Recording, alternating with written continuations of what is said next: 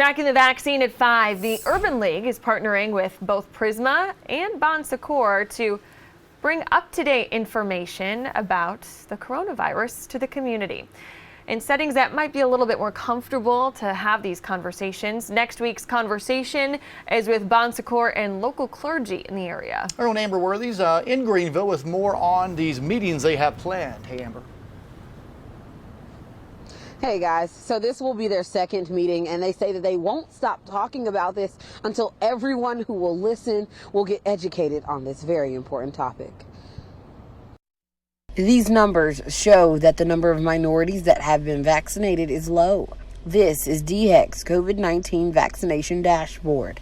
The Urban League says they understand all too well why certain communities are still hesitant. Stories of the Tuskegee trials have been passed down for generations in the Black community. And not necessarily receiving true vaccinations, but they were placebos and just water. And, those things are real. And when you have a community that has lived experience with things that are negative, even within the healthcare system. But they are working with both Prisma and Bon Secours to change that narrative. Advocacy and education, but also talking about the economic barriers that some face. In our community, not some third world country, but our community that don't have a primary health physician, but utilize the emergency room or utilize MD 360 as their primary care, it shows some distrust. And even maybe lack of access. They are using their relationships with local spiritual leaders to facilitate these conversations.